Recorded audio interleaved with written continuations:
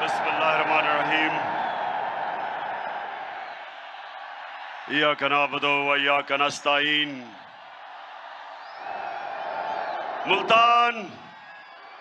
मुल्तान आपका दिल से शुक्रिया अदा करता हूं। बहुत बहुत शुक्रिया शानदार इस्तकबाल का। मैं खास तौर पे जिस तादाद में मेरी मुल्तान की बहनें निकली हैं, मैं खराज तहसीन पेश करता हूं उनको। मेरे पाकिस्तानियों, कभी भी दुनिया में कोई इनकलाब कामयाब नहीं होता जब तक उस कौम के नौजवान और उस कौम की ख्वातीन इनकलाब में शिरकत नहीं करती।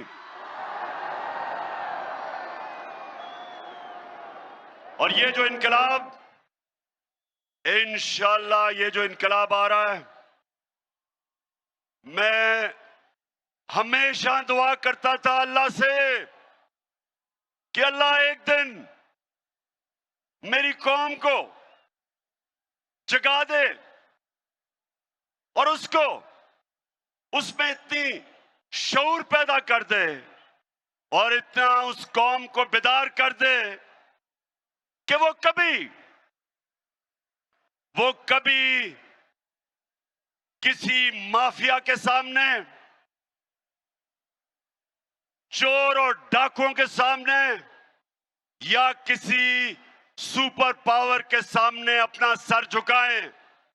तो अल्लाह ने मेरी दुआ पूरी कर दी इस उम्र में। मैं अपने अल्लाह का शुक्र अदा करता हूं। मैं जब यहां आ रहा था तो बार बार मुझे पैगाम आया कि इमरान खान आपकी जान खतरे में, आगे शीशा लगा लो। मैं आज अपने पाकिस्तानियों को और खास तौर पे नौजवानों को कहना चाहता हूं, मेरे नौजवानों, बड़ी गौर से आपने मेरी बात सुननी है।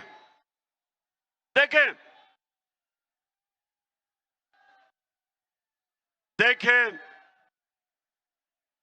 कुरान की एक आयत है, अल्लाह कहता है जो लोग ईमान ले आए अल्लाह उनके खौफ दूर कर देता है।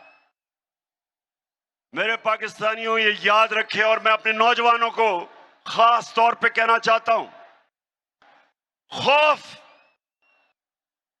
मरने का खौफ, जिल्लत का खौफ, अपनी रिस्क या नौकरी जाने का खौफ, ये एक बड़े इंसान को एक छोटा सा इंसान बना देता है।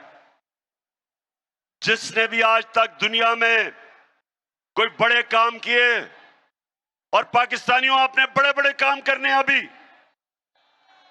तो अपने ज़हन में डाल लें कि जब तक आप इस खौफ के बुत को तोड़ेंगे नहीं, आप इसको एक अजीम कौम नहीं बना सकते।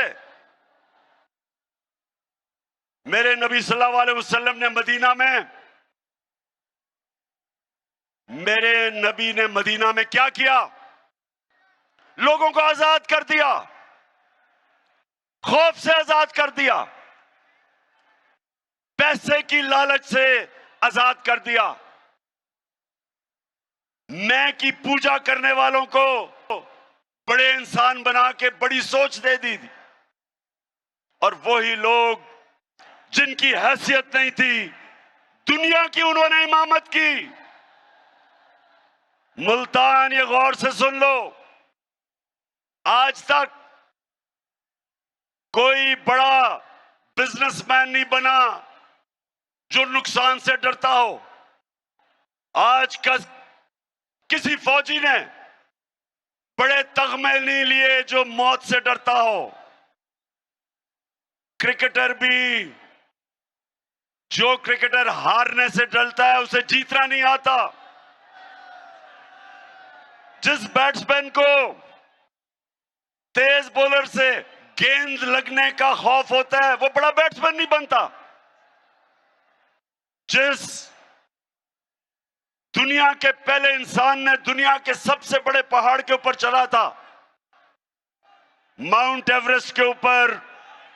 जब एक एडमंड हिलरी चला था, तो उससे पहले जिन्होंने भी कोशिश की थी उस पहाड़ पे चढ़ने की, या वो मर गए थे और या वो फेल हो गए थे। तो जब पहले इंसान ने सबसे ऊंचे पहाड़ पे चढ़ा, तो अपने खौफ के ऊपर काबू पाया। तो मैं आज अपनी कौम को कहना चाहता हूं कि ये जो हमें करप्ट और बुज़दिल हुक्मरानों ने खौफ दिलवाया हुआ है कि जब तक आप अमेरिका के जूते पॉलिश नहीं करेंगे, आप आगे नहीं बढ़ सकते।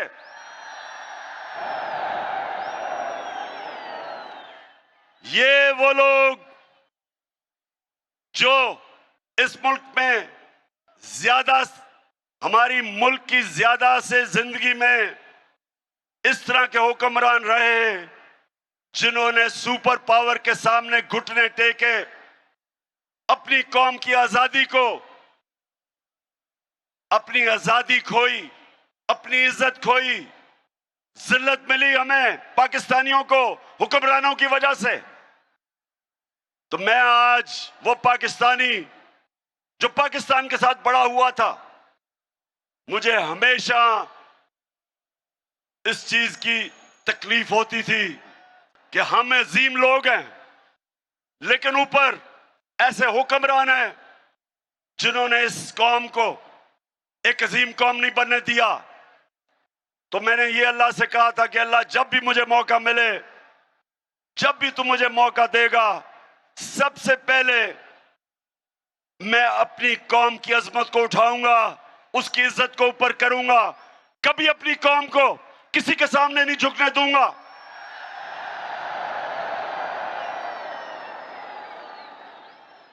और पाकिस्तानियों, इसीलिए ये साजिश की गई। साजिश की किसने? 30 साल से जो इस मुल्क को लूट रहे थे, जिनके ऊपर करप्शन के केसेस थे, जिन्होंने पूरी कोशिश की मेरे से कि मैं उनको NRO दे दूं, यानी कि जनरल मुशर्रफ की तरह उनके करप्शन केसेस खत्म कर दूं। पूरी कोशिश की, कभी लॉन्ग मार्च, हर किस्म की ब्लैकमेल, असेंबली में बुरा भला, मीडिया के ऊपर बुरा भला, जातियात, घटिया किस्म की जबान, हर बार कि जी कल गया तो परसों गया। सिर्फ एक मकसद था इनका कि मैं इनके करप्शन के केसेस माफ कर दूं। याद रखें, जब ये दोनों 11 साल इन्होंने बारियां ली थी दोनों पार्टियों ने, तो जनरल मुशर्रफ ने जो इन्होंने करप्शन की थी अपने पहले 11 सालों में, उसने इनके सारे केस माफ कर दिए, NRO दिया। दोनों बाहर भागे हुए थे, वापस आए, और फिर 10 साल दोनों ने इस मुल्क को लूटा। हमारा मुल्क का कर्जा 4 गुना ज्यादा बढ़ा, 6,000 अरब से हमारा टोटल कर्जा 30,000 अरब पे पहुंचा। और फिर जो करप्शन के केसेस इनके दौर में बने थे, इन्होंने मेरे ऊपर पूरी मुझे ब्लैकमेल करने की कोशिश की कि मैं इनके करप्शन केस माफ करूं। तो मुल्तान, मुझे ये बताओ, जरा ये मुझे हाथ खड़ा करके बताओ कि क्या मुझे इनके करप्शन के केस माफ करने चाहिए थे?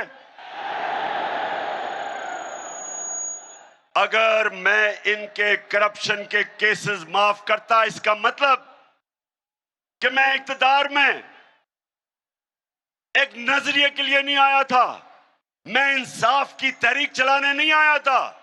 इसका मतलब मैं भी कुर्सी की सियासत करने आया था। जिस तरह जनरल मुशर्रफ ने अपनी कुर्सी बचाने के लिए इनको माफ किया, तो इन्होंने फिर साजिश की।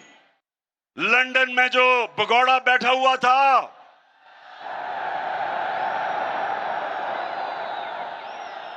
वैसे नून लीग वालों नून लीग वालों मुझे एक जवाब दे दो। कभी कभी नून लीग वालों अगर सुन रहे हो मुझे इसका जवाब दो। मुझे अभी तक समझ नहीं आ रही कि कभी भी कोई इंसानी माशरा कभी गीदड़ को भी लीडर मानता है? तो नून लीग वालों अगर सुन रहे हो तो खुदा के वास्ते मुझे जवाब दो, कभी गीदड़ लीडर बन सकता है? पहले मुशर्रफ का दौर, मुशर्रफ ने जब इसको जेल में डाला तो आसिफ जरदारी ने कहा कि अटक जेल में। अब ये आसिफ जरदारी इत्तेहादी है इसकी स्टेटमेंट थी कि अटक में जो जेल में नवाज शरीफ था वहां टिश्यू पेपर खत्म हो गया इसके आंसुओं से, रो रो के मिन्नतें करी कि मुझे बाहर भेज दो। और मुशर्रफ ने इतना जुल्म किया, इसके करप्शन केसेस रोक के इसको बाहर भेज दिया। बाहर जाके झूठ बोला कि कोई मुआहिदा करके नहीं आया। वो फिर मुआहिदा सामने आ गया 8 साल के बाद। शर्म भी नहीं आई, शर्म भी नहीं आई झूठ बोल के। इस बारी फिर झूठ बोल के, ड्रामा करके, मैं जी बहुत बीमार हूं, हमें बताया गया कि ये तो शायद जहाज पे भी ना बैठ सके, इतना बीमार है। हमारी वजीर शिरीन मजारी, उसने जब बीमारियों का सुना वो रोना शुरू हो गई कैबिनेट में कि जी बेचारे को जाने दें, देखे ना इसका हाल, देखे शक्ल, देखे इसकी। कई बेचारी बूढ़ी ख्वातीन ने जब जिस तरह की वो शक्ल बनाता है रोने वाली, उन्होंने भी कहा जी देखें खुदा के वास्ते इसको जाने दे। वो चला गया बाहर। जैसे ही जहाज पे चढ़ा एक नया नवाज शरीफ आ गया, बीमारी खत्म। ऐसे सीढ़ियों पे चढ़ा कि ऐसे लग रहा था कि ओलंपिक्स के लिए ट्रेनिंग करने के लिए है। और जैसे ही लंदन की हवा लगी तो उसके बाद नवाज शरीफ वहां बैठ के एक सियासतदान बन गया। तो मैं नून लीग वालों तुम्हारे से आज पूछता हूं, खुदा के वास्ते मुझे समझा दो कि एक झूठा आदमी ने जिसको सजा दी हुई हो, जो अरबों रुपए के घरों में रहता हो, जिसके बेटे कहें कि हम अरबों रुपए के घर में रहते हैं लेकिन हम जवाब दे इसलिए नहीं कि हम पाकिस्तान के शहरी नहीं हैं। कैसे नून लीग वालों आप इस आदमी के पीछे चल सकते हो? कैसे चल सकते हो? और फिर यहां बैठा था छोटा भाई चेरी ब्लॉसम। तो छोटा भाई लाहौर हाई कोर्ट में गया और कहता कि मैं गारंटी करता हूं एफिडेविट पे कि ये वापस आ जाएगा। शहबाज शरीफ तुम्हें तो उसी को पर सजा देनी चाहिए। अदालत में आपने झूठा एफिडेविट दिया। फिर ये यहां बैठा, उसने उधर से साजिश की, साथ मिल गया आसिफ जरदारी। ऊपर से जो आप सब जानते हैं कौन मिला इनके साथ, और कौन?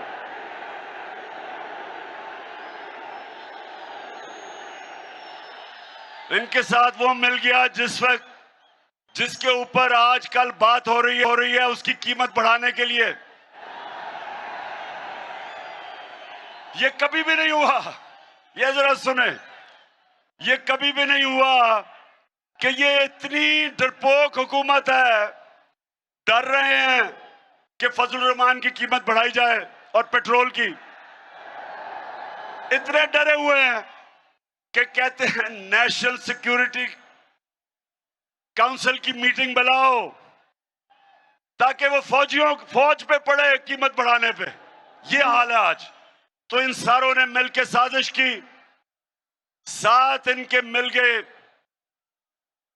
अमेरिका, और अमेरिका के अंदर उनका यहां जो एम्बेसी है वो हमारे लोगों से मिलने शुरू कर दिए जो सबसे पहले लौटे हुए थे। वहां से साजिश शुरू हुई। वैसे मुल्तान, मुझे ये बताओ, आप जरा आज मुझे ये बताओ कि जनूबी पंजाब से इतने ज्यादा लोटे कैसे निकले हैं? जवाब दें। लोटे आपने इधर से कितने, इतने ज्यादा लोटे जनूबी पंजाब से निकले हैं। और आज हम अल्लाह का शुक्र अदा करते हैं कि सबको डिस्क्वालीफाई हो गए। इन सब ने मिलकर साजिश की।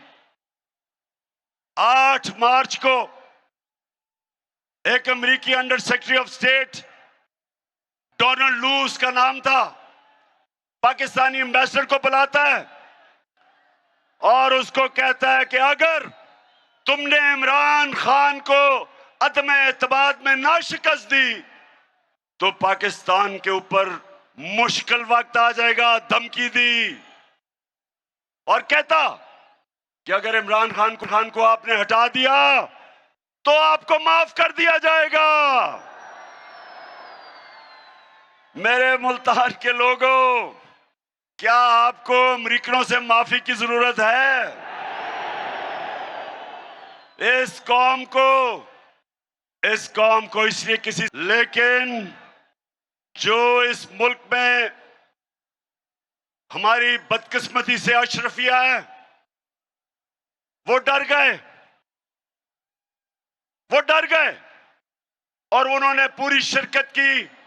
इस मुल्क की एलीट ने एक 22 करोड़ के मुंतखब किए हुए प्राइम मिनिस्टर को इन्होंने सब ने मिलकर साजिश से हटाया और इन सब ने यह समझा कि अब तहरीक इंसाफ और इमरान खान की कब्र खुद गई है और अब इस पार्टी को अल्लाह हाफिज कह दो। लेकिन कुरान में अल्लाह कहता है कि एक प्लान इंसान बनाता है और दूसरा प्लान अल्लाह बनाता है और कामयाब सिर्फ एक होता है। मेरे अल्लाह का प्लान ही कुछ और था। उसने बजाय तहरीक इंसाफ को इन्होंने जो दफन करने की कोशिश की, उसने सारी मेरी पाकिस्तानी कौम को जगा दिया, कौम को बेदार कर दिया। और वो पाकिस्तानियों, आप जो शिरकत कर रहे हैं, ये आज याद रख लें कि ये पाकिस्तान की तारीख का सबसे बड़ा इनकलाब आ रहा है। अब ये जो माफियाज बैठे हुए ऊपर 30 साल से इस मुल्क को लूट रहे थे, 30 साल से जो कब्जा करके बैठे हुए हैं, अब इनकी कब्रें खुद रही हैं। इनका वक्त है कि हमेशा के लिए इस मुल्क की सियासत में जो 2 खानदानों ने, बल्कि और भी डीजल के भी खानदान जिन्होंने कब्जा किया हुआ था, इन सब का वक्त खत्म हो गया। ये कौम आज जाग उठी है, कौम जाग गई है और इंशाअल्लाह इस्लामाबाद में ये जो अवाम का समुंदर आने वाला है, तो मुल्तान सुने जरा हुआ क्या फिर, क्योंकि आज मेरा आखिरी जलसा है इस्लामाबाद मार्च से पहले, इसलिए मैं जरा थोड़ा आपको समझाऊं ताकि मेरी सारी कौम को समझ आए कि हुआ क्या। प्लान इन्होंने कुछ और बनाया था, अल्लाह ने कुछ और कर दिया। प्लान इन सब का था कि सारे मिलके, जो पहले से ही शहबाज शरीफ कह रहा था नेशनल गवर्नमेंट बनेगी, इन्होंने प्लान ये बनाया था कि सब मिलके 1.5 साल मिलके हुकूमत करेंगे। इलेक्शन कमीशन को, पहले ही इलेक्शन कमीशन इनके साथ है, उसको बिल्कुल अंपायरों को अपने साथ मिला के सरकारी जितने भी नौकर हैं, पब्लिक ऑफिसर्स, वो अपने रख के और हर किस्म की धांधली करके इनका ख्याल था अगली इलेक्शन ये जीत जाएंगे। लेकिन अब मुल्तान, अब क्या होगा? अब ये हो गया है कि सारी कौम को जो इन्होंने बताया था कि जी ये तो बड़े तजर्बाकार हैं, ये हमारी मायशत को उठा देंगे। तो मुल्तान जब से ये आए हैं 6 हफ्ते हो गए हैं, कहते हैं जी शहबाज शरीफ सुबह 7 बजे जाग जाता है। शहबाज शरीफ मेरा जो माली है वो 6 बजे जाग जाता है सुबह। 7 बजे जागने से क्या फर्क पड़ता है? रुपए डॉलर 200 रुपए पे पहुंच गया, स्टॉक मार्केट गिर गई है, हर चीज महंगी।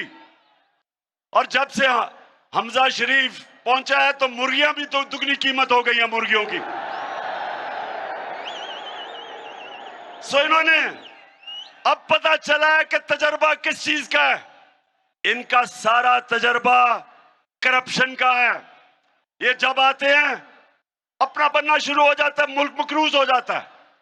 अब ये जो आप सामने आए हैं, मैं अब इनसे सवाल पूछता हूं कि बड़ा जोर लगाया था और साजिश करके पिछले 1 साल से लगे हुए थे साजिश करनी।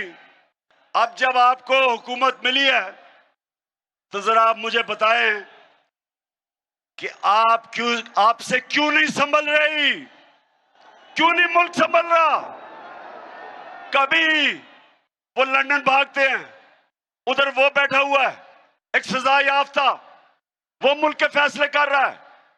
कभी कहते हैं जी नेशनल सिक्योरिटी काउंसिल वो चीजें महंगी करे, कभी IMF के पास जा रहे हैं। तो सारी कौम को पता चल जाना चाहिए कि जो लोग 30 साल से हुकूमत कर रहे थे और जिन्होंने इस मुल्क को मकरूज किया, वो इस मुल्क के मसले नहीं हल कर सकते। जो एक मुल्क का निजाम तबाह करते हैं वो ठीक नहीं कर सकते। और अल्लाह का शुक्र है आज मुल्तान, मैं बड़े फख्र से कहता हूं कि जो हमारे 3.5 साल में हुआ, जिस तरह की माइशत की तरक्की हुई, मैं आज चैलेंज करता हूं सबको कि इनके 30 साल में कोई वक्त बता दें जो उस तरह की तरक्की हुई हो हर शोबे में। आज किसानों के पास जो उनकी फसलों का उनको पैसा मिला है, पाकिस्तान की तारीख में कभी किसानों को इस तरह उनकी पैदावार की कीमत नहीं मिली जो आज मिली है। 60% पाकिस्तान देहात में जिस तरह की खुशहाली देहात में आई, मैं चैलेंज करता हूं, बताएं कभी कि इस तरह की खुशहाली आई हो। दूसरी चीज इंडस्ट्री, मुल्क तो तब आगे बढ़ता है जब उसकी इंडस्ट्री तरक्की करती है। अयूब खान के दौर के बाद मैं ये भी फख्र से कहता हूं कि हमारा पिछले 2 साल पाकिस्तान की इंडस्ट्री के लिए बेहतरीन साल थे। सबसे ज्यादा ग्रोथ रेट हमारे दौर में हुई। मुशर्रफ के दौर में जब थोड़ा सा हुआ था तो डॉलर आ रहे थे क्योंकि हम उनकी अमेरिकनों की जंग लड़ रहे थे। ये हमने मुश्किल वक्त में कोरोना के दौर में अपनी इंडस्ट्री को उठाया। रिकॉर्ड एक्सपोर्ट्स है पाकिस्तान की, रिकॉर्ड रेमिटेंसेस हैं, यानी कि रिकॉर्ड डॉलर आए हमारे दौर में। हमने सबसे ज्यादा टैक्स इकट्ठा किया। हमारी जो IT इंफॉर्मेशन टेक्नोलॉजी जो मुल्क का फ्यूचर है, सबसे ज्यादा काम हमारे वक्त हुआ। 75% IT की एक्सपोर्ट्स बढ़ी। हम सारे बर्रे सगीर में हमारी पॉलिसीज की वजह से सबसे ज्यादा आज रोजगार पाकिस्तान में है बनिस्बत बर्रे सगीर के। तो मैं इनसे पूछता हूं कि आपने इतना जोर लगा के साजिश करके जो गवर्नमेंट गिराई, तो आप बताएं, अल्लाह का कि मुवाजना हो रहा है हमारे दौर और इनके दौर का। और अगर मुझे अपने मुल्क की फिक्र ना हो मुल्तान, अगर मुझे अपने मुल्क की आज फिक्र ना हो तो मैं तो चाहूंगा ये और चले, चंद महीने इनको और चलने दो ताकि सारी कौम के सामने ये इनकी असल शक्ल नजर आए कि सिवाय करप्शन के इन्होंने आज तक किया ही कुछ नहीं है। जितनी देर चलेंगे ये जलील होंगे और जिन्होंने साजिश करके इनको लेके आए वो भी साथ जलील होंगे। इसलिए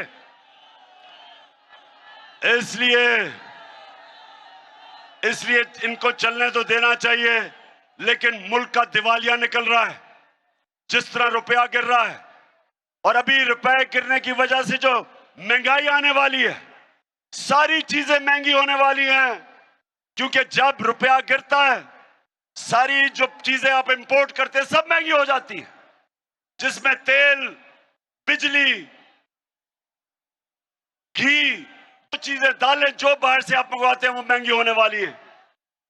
तो हमें तो, अगर हम सियासत का सोच रहे हैं तो हम तो चाहिए चले, लेकिन हम पाकिस्तान का सोच रहे हैं, और हमें पता है कि जितनी देर ये चलेंगे ये मुल्क को उधर धकेल देंगे जिधर यहां वो श्रीलंका वाला हाल होगा।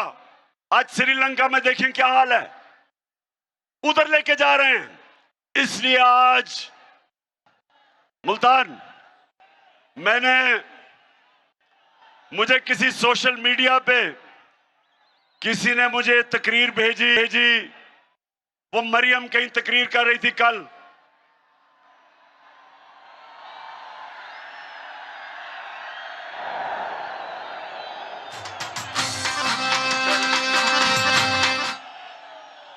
अब उस तकरीर जो मुझे भेजी सोशल मीडिया पे, उसमें उसने इतनी दफा और इस जज्बे से और इस जुनून से मेरा नाम लिया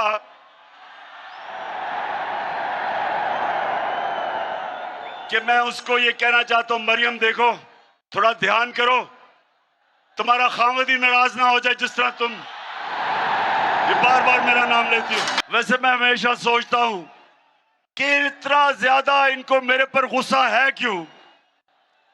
मरियम को, इसके भाइयों को, इसके वालिद को, इसके चाचा को, उनके बेटों को, मैंने इनका क्या बिगाड़ा है? केसेस तो इनके सारे पुराने बने हुए हैं, हमारे आने से पहले सारे इनके ऊपर करप्शन के केसेस बने हुए हैं, केसेस तो इनके दौर के बने हुए हैं। नवाज शरीफ के और मरियम के जो दो भाई और उसके बेटे, वो तो इनके दौर में दुम दबा के भागे थे।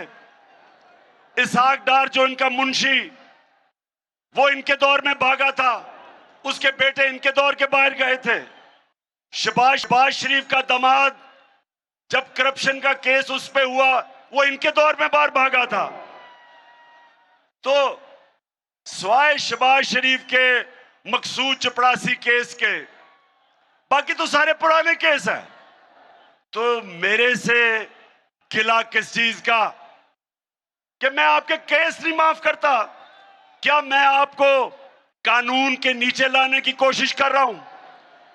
क्या मैं आपको यह समझाने की कोशिश कर रहा हूं कि किसी भी महज़ब माशरे में सारों के लिए एक कानून होता है? मुल्तान के लोगों, मैं बार बार एक हदीस सुनाता हूं आपको, ये सब, और नौजवानों ये सब अपने ज़हन में डाल लो कि हमारे नबी सल्लल्लाहु अलैहि वसल्लम ने कहा था कि जो कौम छोटे चोरों को जेलों में डालती है और बड़े डाकुओं को नहीं पकड़ती, वो तबाह हो जाती है। दुनिया में जो कौम गरीब है, जो भी गरीब कौमें हैं दुनिया में, जिधर गुर्बत है, वहां सारों में एक चीज है, सिर्फ वहां छोटे चोर जेलों में जाते हैं। बड़े डाकुओं को उनका इंसाफ का निजाम नहीं पकड़ सकता। आज तक हमारा अलमिया ये है कि हमारे मुल्क में बड़े बड़े डाकू ईवानों में चले जाते हैं और बेचारे छोटे चोर जेल में जाते हैं। जब मैं जनरल मुशर्रफ के दौर में अपनी आजाद अदलिया के लिए जब मैं तहरीक में शामिल हुआ और मुझे जेल में डाला, 8 दिन मैंने जेल में गुजारे। यकीन करो मेरे मुल्तान के शहरियों, वहां कोई मुझे ताकतवर डाकू नहीं नजर आया, सिर्फ बेचारे छोटे छोटे चोर नजर आए। जिसको 6 महीने रहना चाहिए था जेल में, वो 6 साल जेल में रह रहा था। और जब मैं नेशनल असेंबली में जाता था तो मुझे बड़े बड़े मुजरिम नजर आते थे वहां, डाकू नजर आते। और यह वजह है कि एक स्विट्जरलैंड जैसा मुल्क जिसके पास कोई वसाइल नहीं है, दुनिया का अमीर तरीन मुल्क है, क्योंकि उस स्विट्जरलैंड की खासियत यह कि ताकतवर से ताकतवर डाकू, उनका इंसाफ का निजाम उनको जेलों में डालता है और तब ये एक माशरा ऊपर जाता है। मेरे नबी ने कहा था कि मेरी बेटी भी अगर जुर्म करेगी उसको सजा मिलेगी, कानून से ऊपर कोई नहीं। ये हमारा अलमिया है कि सोचें कि शहबाज शरीफ और इसके बेटे को सजा होनी थी। 24 अरब रुपए के FIA के केसेस, 16 अरब रुपए नौकरों के नाम पे, 16 अरब रुपया, 1 अरब में 100 करोड़ रुपया, 16 अरब रुपए नौकरों के नाम पे लिया। एक मकसूद चपड़ासी जिसकी 15,000 रुपया तनख्वाह, 4.25 अरब रुपया उसके अकाउंट में आता है और वो पकड़ा जाना था, उसको सजा होनी थी।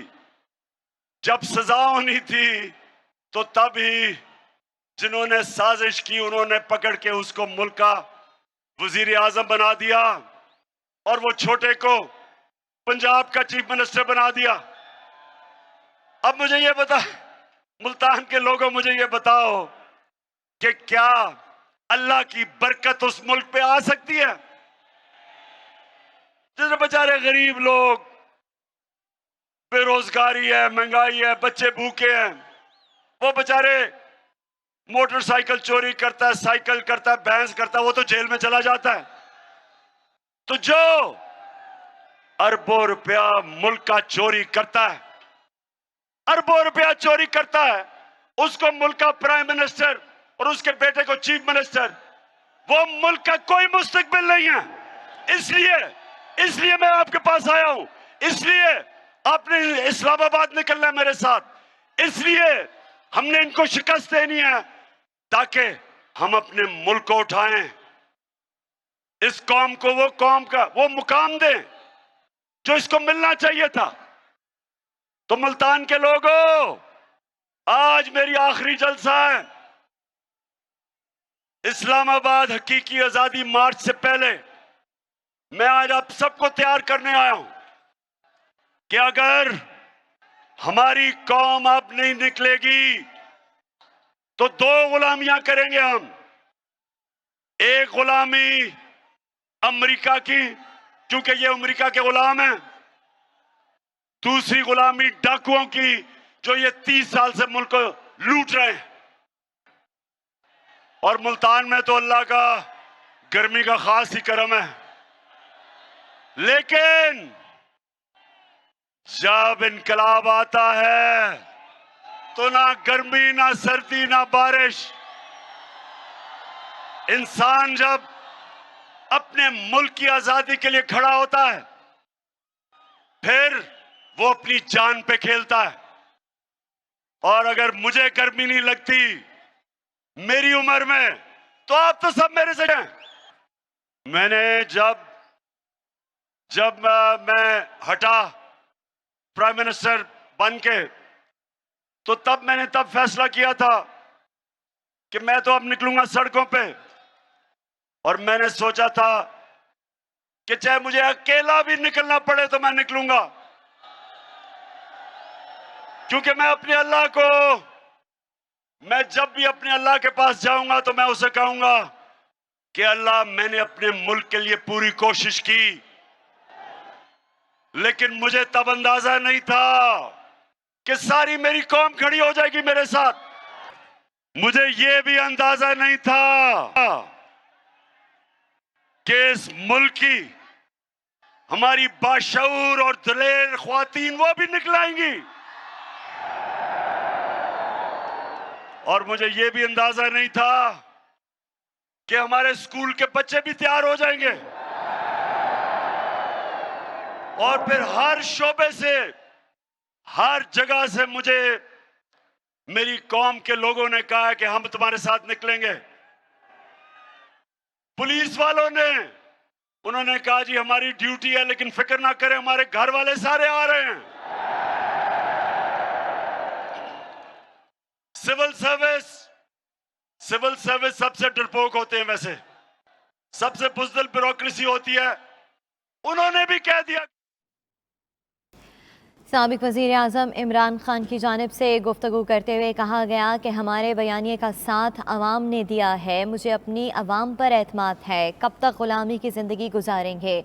इक़्तिदार में मौजूद हुक्मरान ये समझते हैं कि जब तक अमरीका की हिमायत हासिल नहीं होगी तो पाकिस्तान नहीं चलेगा। मनाजिर पर आप टेलीविज़न पर आप मनाजिर देख सकते हैं। आपको बताते चलें कि इमरान खान की कॉल के ऊपर हर शहर में उनकी कारकुनान जमा हुए हैं। शहर के अहम मकामात पर ख़वातीन, मर्द और जवानों की बड़ी तादाद इमरान खान की सपोर्ट में घरों से बाहर निकले हैं। तो जिनको खास एहसास है और जिनको पता है कि आजादी कितनी जरूरी है कौम के लिए, गुलाम कौम की कोई कदर नहीं करता, सिर्फ आजाद कौम की इज्जत होती है। तो जो है हमारे रिटायर्ड फौजी वो भी सारे तैयार हैं, वो भी आ रहे हैं। और इंशाल्लाह इस्लामाबाद में जो मैं देख रहा हूं अवाम का समुंदर, वो पाकिस्तान तो छोड़े, मैं समझता हूं दुनिया में इतना बड़ा समुंदर नहीं लोग देखेंगे इंशाल्लाह। ये मुल्तान, ये सियासत से बात ऊपर चली गई है, ये सियासत नहीं है। फिर से ये वो इनकलाब है जो पाकिस्तानियों को अब एक कौम बना रहा है कि कैसे एक छोटे से एक अमेरिकी अफसर, उसकी क्या जरूरत है कि 22 करोड़ पाकिस्तानियों को धमकी देता है कि अगर तुमने अपने प्राइम मिनिस्टर को ना हटाया तो तुम्हारे से हम बहुत बुरा करेंगे, और अगर हटा दिया तो तुम्हें माफ कर देंगे। बेशरम, तुम्हारी माफी की जरूरत नहीं है। तुम हो कौन? ये और पाकिस्तानियों याद रखना, आप सब मोहम्मद मुस्तफा नबी सल्लल्लाहु अलैहि वसल्लम के उम्मत हो। दुनिया की तारीख का सबसे अजीम लीडर ना आया था, ना आ सकता है। सबसे अजीम इंसान हम उसकी उम्मत हैं। हमें हमारा कलमा हमें कहता है कि कोई नहीं है खुदा सिवाय अल्लाह के, किसी के सामने हम नहीं झुकते।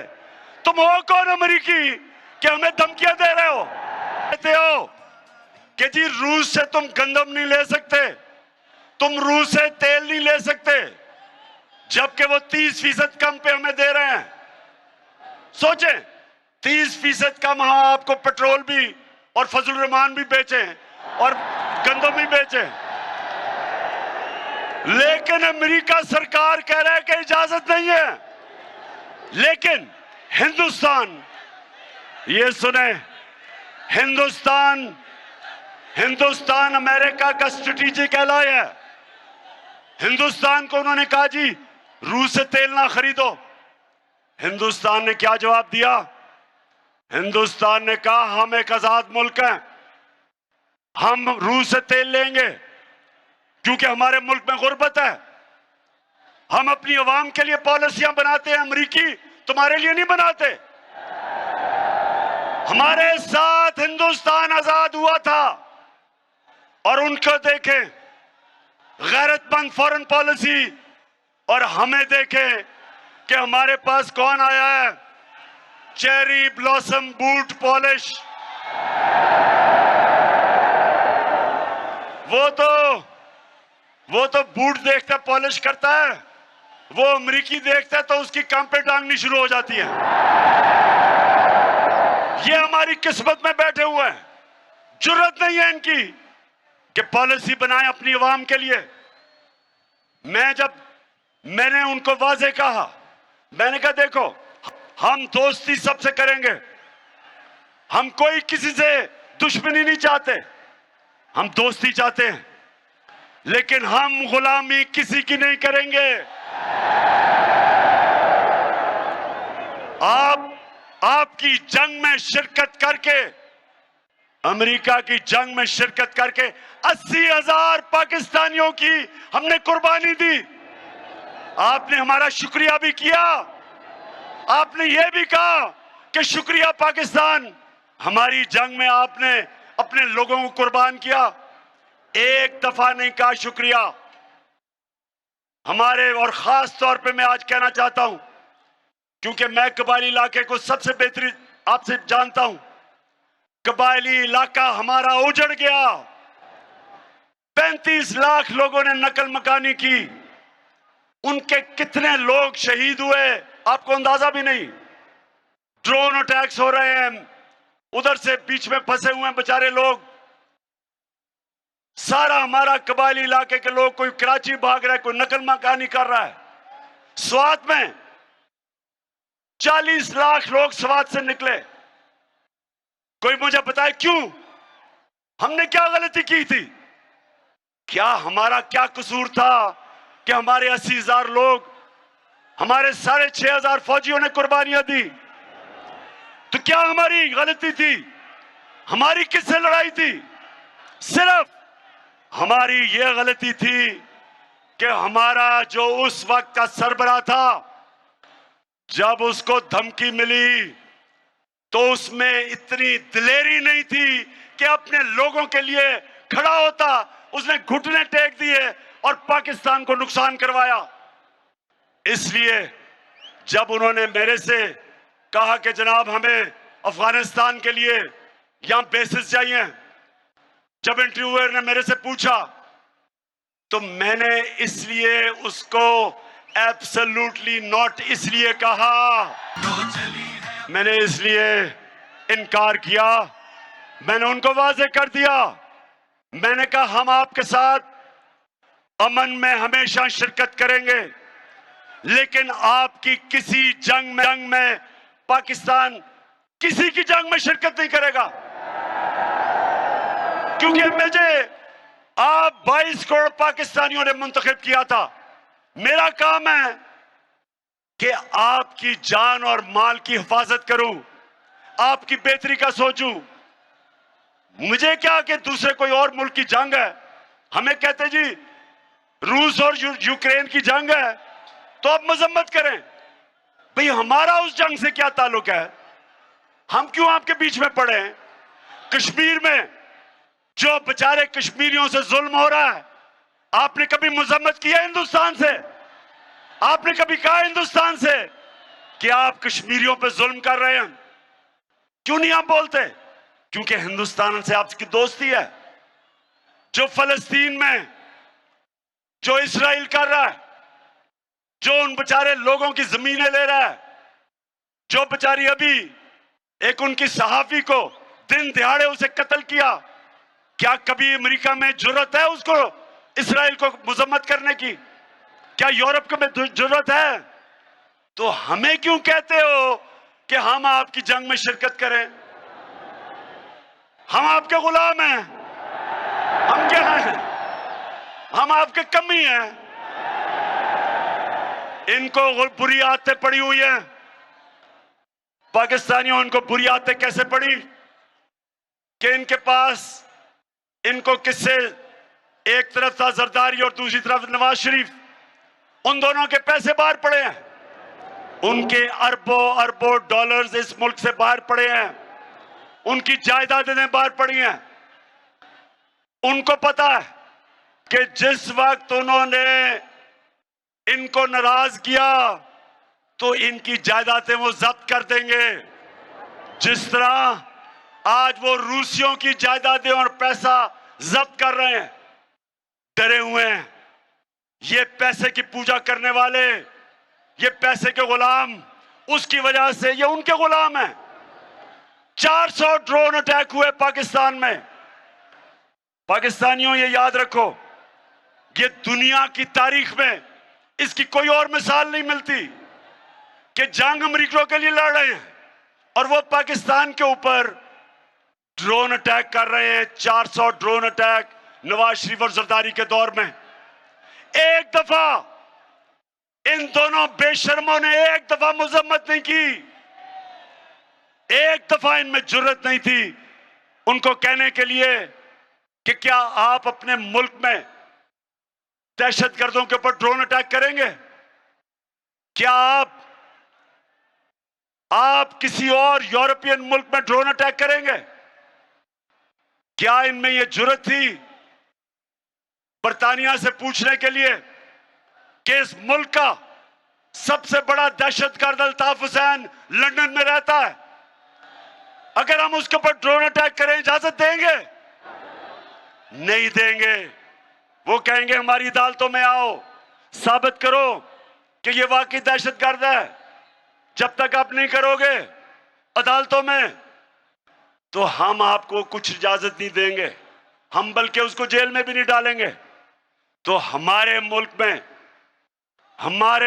में 400 ड्रोन अटैक, जब ऊपर से बम फटता था 4000 मील दूर बैठ के कंप्यूटर के ऊपर बटन दबता और हमारे कबाली इलाके में लोग मर जाते थे। कभी किसी ने पूछा कि क्या वाकई नीचे दहशतगर्द थे? अपने मुल्क में तो कहते हो अदालतों में जाओ, हमारे मुल्क में खुद ही फैसला करते हो कौन दहशतगर्द है, खुद ही कत्ल कर देते हो। सारे इंसानी हकूक के खिलाफ, इंटरनेशनल लॉ के खिलाफ, हर किस्म कानून के खिलाफ आप हमारे लोगों को कत्ल कर रहे थे। और दो मुल्क के सरबराह एक दफा इनके मुंह से यह नहीं निकला कि जी ये आप अगर और दुनिया में किसी मुल्क में नहीं करते तो हमारे मुल्क में क्यों कर रहे हो? हम तो आपकी जंग लड़ रहे हैं। और जो लोग मरते थे ड्रोन अटैक्स पे, वो पाकिस्तानी फौज पे बदला लेते थे, हमारे पे लेते थे। इसलिए मेरे पाकिस्तानियों, हमने इन चोरों को और अमेरिकन के गुलामों को इस मुल्क की किसी सूरत इस मुल्क के सरबराह नहीं रहने देना। इसलिए हमने निकलना मुल्तान। अच्छा जी, अब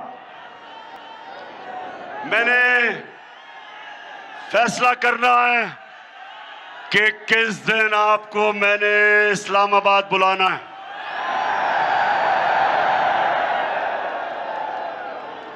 वैसे फिर से बता दें, घबराना तो नहीं है, गर्मी तो नहीं, जज्बा जुनून है। तो सुने, हमने क्योंकि आज कोई नई डेवलपमेंट हुई है, लोटों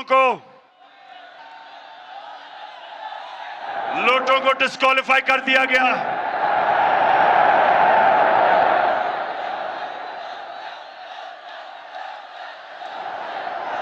लिहाजा मैंने इतवार को पेशावर में अब अपनी कोर कमेटी को बुलाया है।